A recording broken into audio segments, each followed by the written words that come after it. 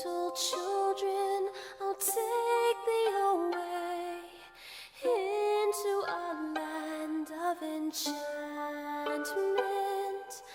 Come, little children, the time's come to play here in my garden of shadow. r/creepypasta. There was this kid on my street who never left his house. He'd just be watching us play outside from his window. But then one day I learned nobody ever lived in that house. What is this? Okay, yes, that's creepy. Inverse Mickey. I guess it's better than reverse Mickey. Oh my goodness, imagine this thing just coming at you like this. Oh, whoa, whoa. Oh, whoa, whoa. Okay, I can't do clowns. What is happening here? What is this? I am actually scared. Oh, never mind. It's just Humpty Dumpty. It's what he looked like after he fell off the wall. Everyone likes the Mona Lisa, but not when she looks like that. It's a match. The horror that is the dating scene. Swiping on so many, studying boys, getting likes and ghosting. The dreadful dates that follow feel like job interviews. There is the occasional hookup that makes you brush your teeth and take a scalding shower to tear away the shame. And then you get that perfect match. They're attractive, smart, love all those same niche things you enjoy. And the sex. It's like you're two halves to a greater whole, finally becoming joined. But every rose eventually decays. Nothing good can last. Along comes the day when a jilted lover comes into picture, screaming for you to stay away, keep away. You do your best to put that aside, staying up late, hoping they don't know your address. It's only someone longing for what they have lost after all, isn't it? But the hassle continues. They make fake Facebook accounts to hound you, dial your number from so many different numbers just to scream the same, "Stay away from her!" each time you put phone to ear. Eventually the stalking ends. And then comes the anniversary. You've been dating 6 months now, a milestone in what should be a Disney fairy tale romance of love forever. On that day, you bring roses, maybe a copy of their favorite DVD to watch. You're so happy to be free of all the drama. So much so that you don't even bat an eye at the taste of wine. As the cocktail sedatives hit you, vision becomes blurry. The picture on the wall becomes 3, then 7. You race from the table to go to the bathroom, but stumble on the way, falling to the floor, staring at the ceiling as it makes strange shapes. Lost in the tranquility of drug, the love of yours steps into view. They hold a knife, or are there many knives, and whisper, "I've been looking for someone who will be with me all my life." Wrongful confessions. I was innocent. We all knew it, as we had gone through the motions of the incident time and time again. The jury had been thoroughly convinced that I was as innocent as I had stated. The man chose the wrong path home and paid the price. I had been in the wrong place at the wrong time, making me look bad. Who knew that finding someone half dead in an alleyway would engage the average common sense to suspect you of being the attacker? Odd how the human brain works, and humorous in some ways as well. I sat at the witness's stand, and I answered the questions from both sides.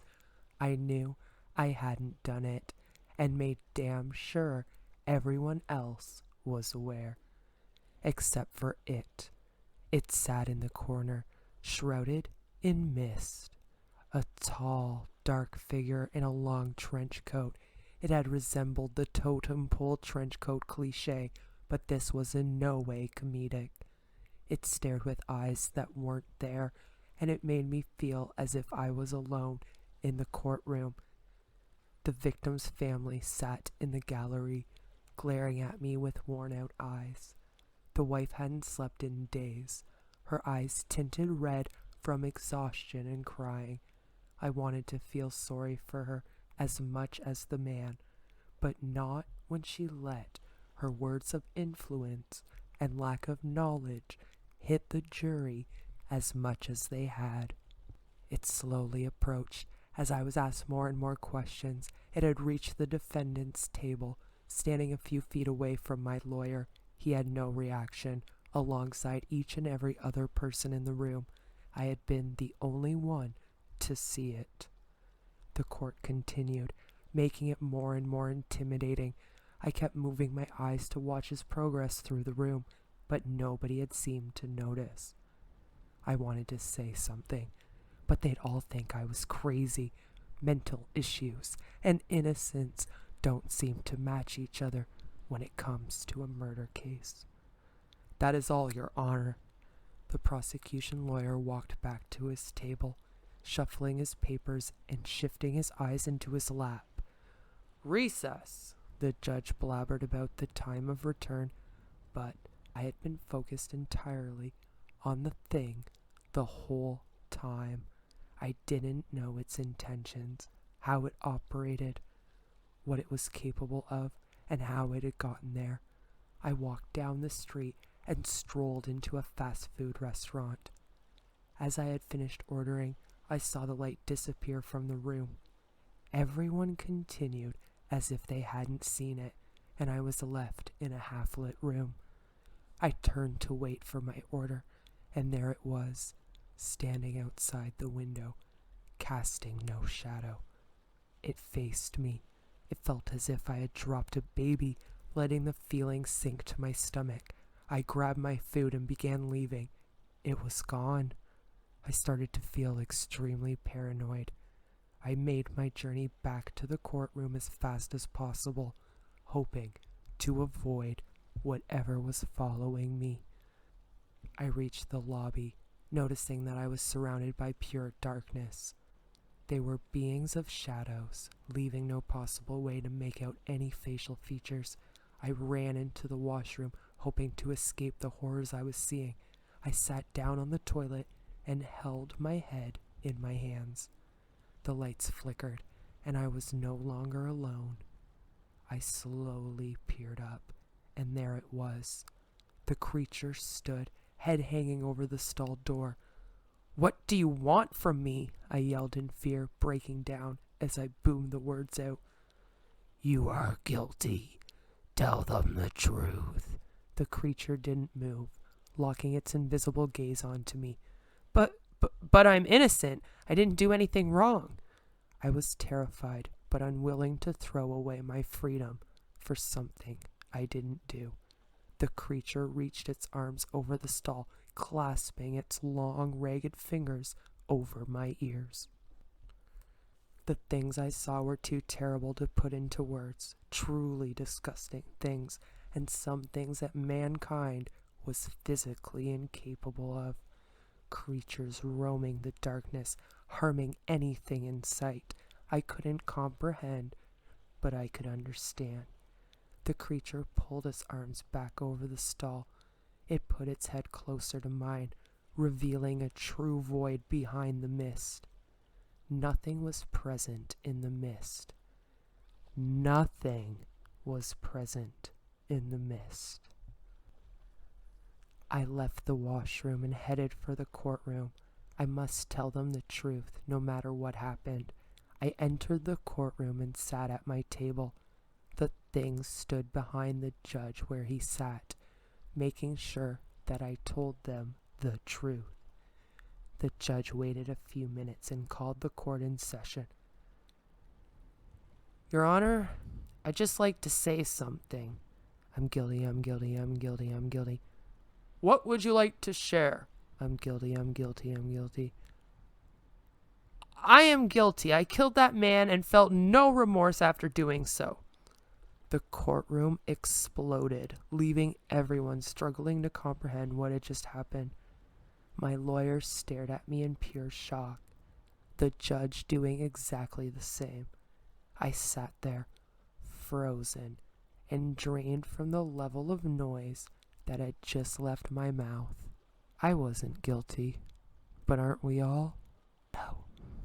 Oh, look it. Dancing creepypastas. Wait, dancing? Oh, for crying out loud.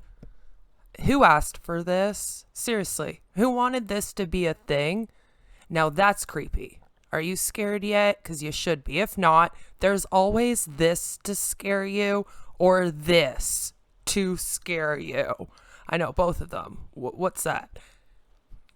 No one's thanking you for this whatsoever. Trust.